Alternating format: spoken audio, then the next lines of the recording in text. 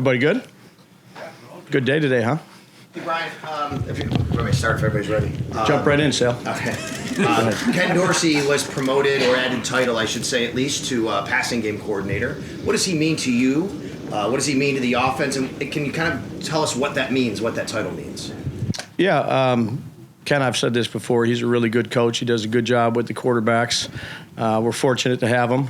He's instrumental in developing, Josh and also in game planning. And, very fortunate here anyways to have, I'd say, a bunch of coaches on the staff that are, really similar in terms of adding valuable input, being really good at what they do, coaching individual techniques, but also the big picture. Rob's been a coordinator before, and, Bobby's done a lot of good things. And, really, Skip, Chad, Shay, Mark, all of them, I can say that for all the guys on our staff. They're great to work with.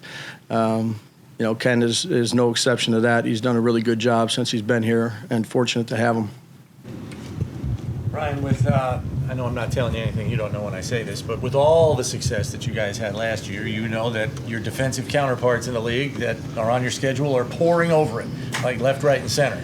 So what is maybe the process of trying to stay ahead of the curve and a step ahead of your defensive counterparts when you get to the regular season?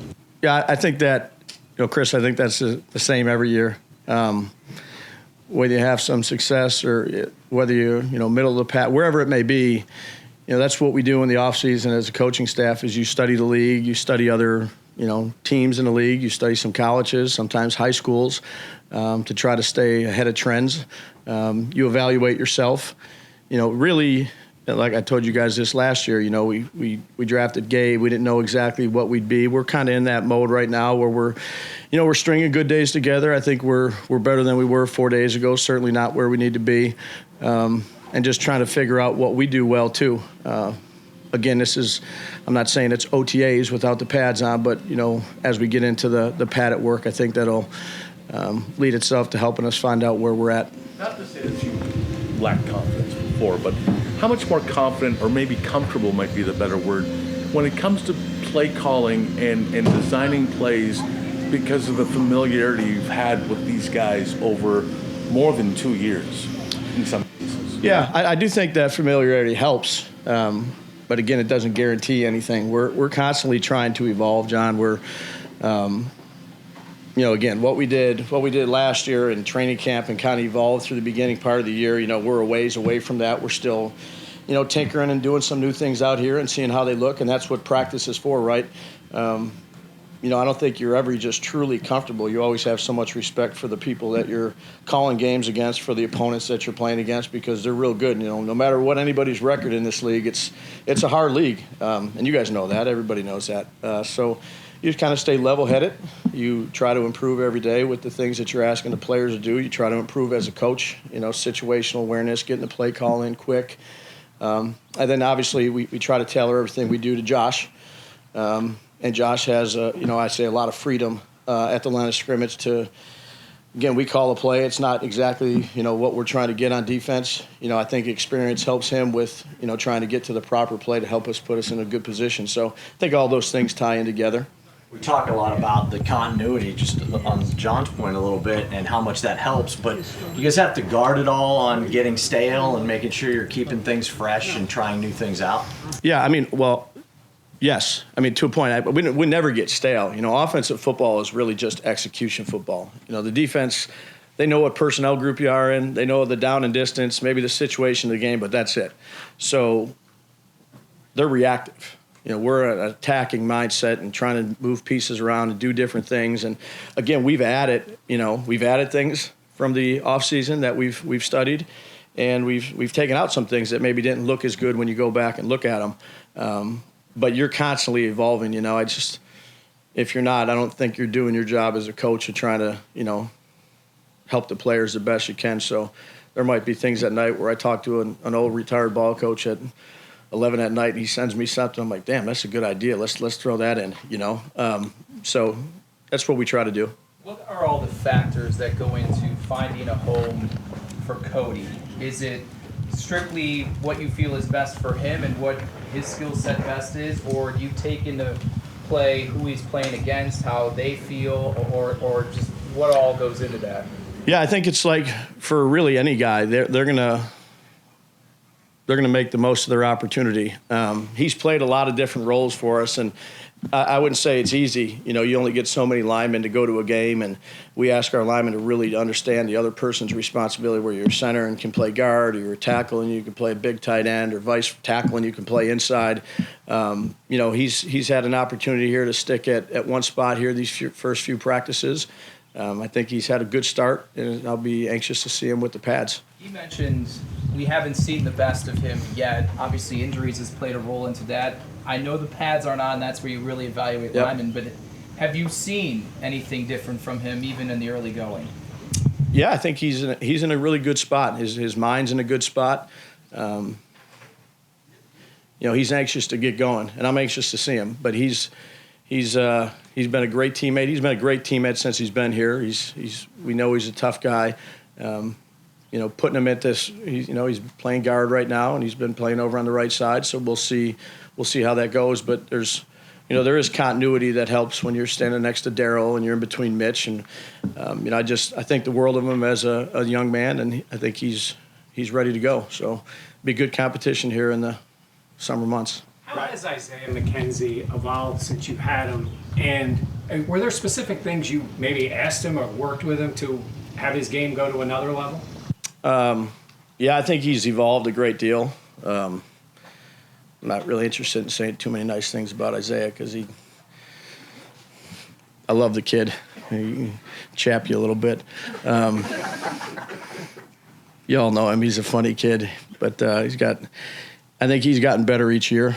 But he needs to get a whole lot better. Let's say that. So that's just for him. Brian, there was a rule change in the offseason about the blocking below the waist rule. And how much of a challenge does it become as a coordinator, as a position coach, to kind of reteach that and relearn that? Because it's pretty punitive if you guys get called for it. Yeah. And that's kind of the way you've been blocking for a long time. Yeah.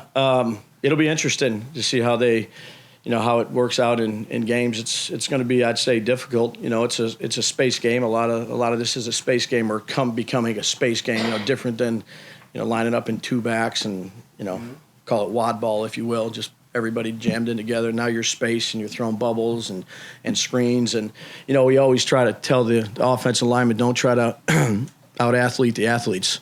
And that's when you can throw and cut on screen passes. You can't do that now. So we have to do a really good job with our technique and our hands. And, a 330-pounder, 320-pounder running out in space and trying to block a corner is not the easiest thing, but it's the same thing that goes along with the other side. You run toss cracks and things like that, and got big linemen. They used to, cut the guy that's pulling for the defensive line or for the defensive cornerback. So they're throwing and cutting at the big guys. They can't do that either. So it's going to be a space game. They have to do a good job with their feet, keep their hands inside, and runners are going to have to do good too. Right. You spoke a little bit. You have a little follow-up? No, I'm good. Thank you. You spoke a little bit about Gabe Davis a couple minutes ago. What level of play has he been showing over this past week? Yeah, well, I'd say all the way through the offseason OTAs. He's a pro. Very fortunate to get him where we got him. I think he's just, he'll continue to get better and better. I have a lot of confidence in him, can play all the spots. He's one of the guys that Steph gets a down day or something, and you're always like, all right, Gabe, get in there. And you don't even tell him where he's at. He just goes in and knows it, have a lot of confidence in him. And, we're fortunate to get him there in the fourth round. That kind of versatility is obviously one of his strengths. What were some things that you needed him to, tune up on this offseason? Yeah, well, look, the receiver position is a tough position to play, particularly coming out of college. And I'd say he was a productive player for us last year with the role that we asked him to do. He has all the traits that you look for. He's really, really smart. He's tough. He's big, but he's got, I'd say, game speed. Maybe it's not a 4.3 40, but when he's running out there, he can get by guys. I think it's really helpful for him to watch guys like like Steph and Bees and Sanders and watch their body language and how they get in and out of breaks. I mean, he does a really good job of watching the guys ahead of him and then can emulate it. So we're fortunate to have those three guys ahead of him. And, I really like what Gabe brings to our team. Emmanuel Sanders talked about how adaptable he's been over his career and having, played with some very good quarterbacks. How have you seen that? Does that present an advantage in him fitting in here, having had that experience, and how have you seen him fit in and adapt to what you guys are doing? Yeah, he's fit in well. Smart veteran, has quickness, ability to learn, can play multiple spots, create separation, been productive, played with a lot of good quarterbacks. Has been a really good teammate since he's been here. I think he helps the receiver room in terms of the education of a young receiver too. Not that that's their job. Their job is to get open and catch the ball. But he's been a really good teammate, good addition. Happy we have him. Brian, it seems like Jake Kumero's had a pretty good start to camp. I think people might look at him and say, well, this is a guy who can offer size as a receiver. How much can he help in that way? But is it unfair kind of to pigeonhole him as just being able to offer that? Yeah, I think Jake's a good football player. Again, training camp is for all this, right? You want to see guys that are maybe, behind the top guys. You give a guy a day rest or another guy gets dinged up and see where those guys fall in and if they can do it, because the more you can do, the more you can do in this business. He's done a good job for us really as a receiver, but he's done a good job in the kicking game too. Be an important preseason game when we start preseason games for him. You mentioned Gabe with his being a pro. Yeah. How often did he walk in the door with that? Yeah. How often does that happen? Yeah, I don't know. It's again, every offense is different. Every offense is different to learn from college. But I just remember him, at the combine interviews there, we did it with him, and I was just, when he left the room, you're like, man, that is a mature young guy that's got his head on straight, that understands football, how it translates to your system. It's not like we, I'd say we have a system you better study. We put a lot on these guys, particularly at that spot, and he's picked it all up. He's learned all 4 spots. That's not easy either. You're just standing on the sideline, you see a guy limping off, and you just throw him in there. I'm telling Josh, hey, put him at the Y here. Got it. And then he knows that role. He's, credit to his mom and his family and him. He's a mature kid, Brian, young man.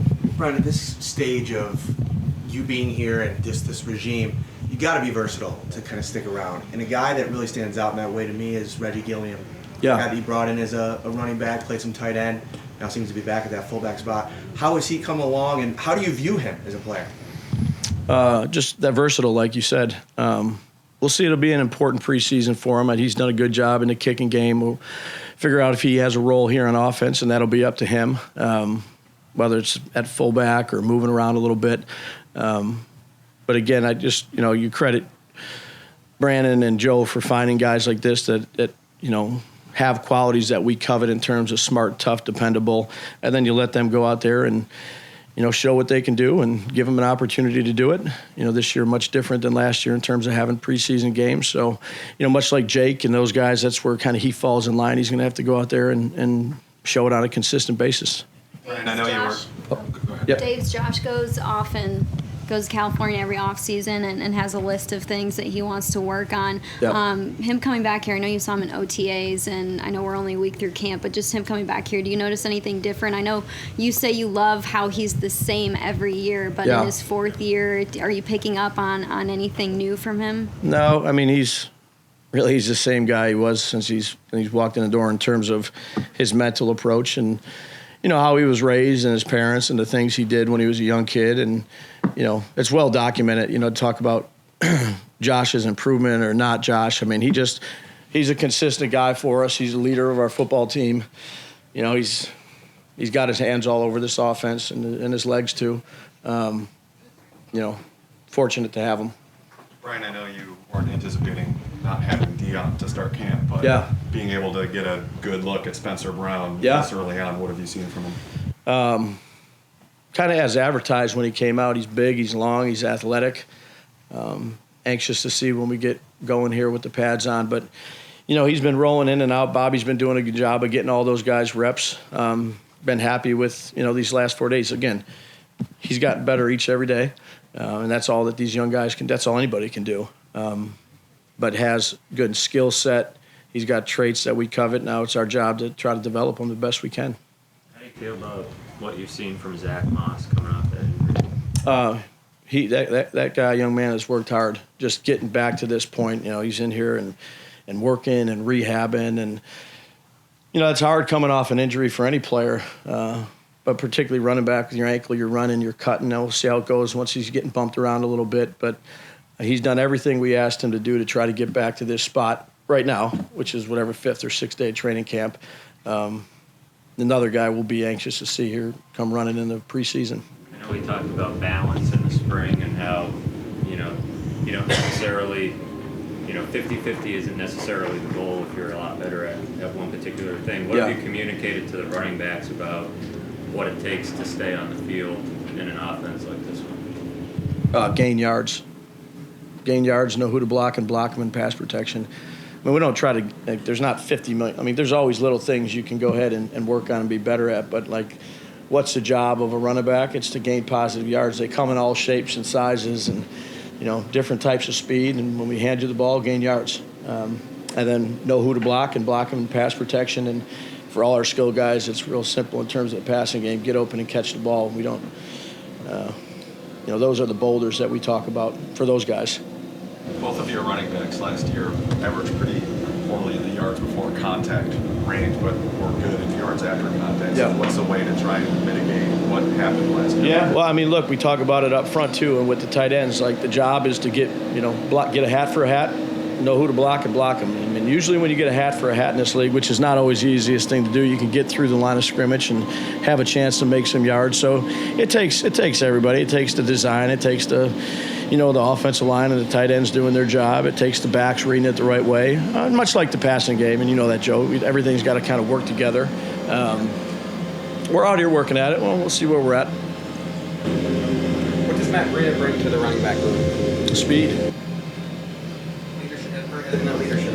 Yeah, I mean, he's been around the block a little bit. I think, anytime you get a new guy coming in, that's a veteran, it's good, like E. Sanders, but you just don't say, hey, you lead this group. They're busy trying to learn the offense and pick it up. So offering little tidbits to younger running backs or whatever it may be, but really want to try to have them focus on their job and be the best they can be. It's just, for Matthew, he's a good runner, but he's got some juice. So it's our job to find out a way to use it. Having a new guy like Mitch Trubisky and a new set of eyes in that quarterback room, you feel like that is something that's pretty valuable for Josh in particular? Yeah, I think, Josh would be able to answer that, but Mitch has been a really good addition since he's been here, a guy that's played 50-some games, has seen a lot of football, and standing back at that position, it's different than watching it from the press box or watching it from the sideline or anything like that. So there's things that have happened to him throughout his young career so far that I think that, can help Josh and assist with Josh and vice versa. I think that, Josh is, we're happy to have Josh. He's been in a good situation. Josh shed some light to Mitch too. So he's, glad we have Mitch. Thanks, guys. All set? Thanks, guys.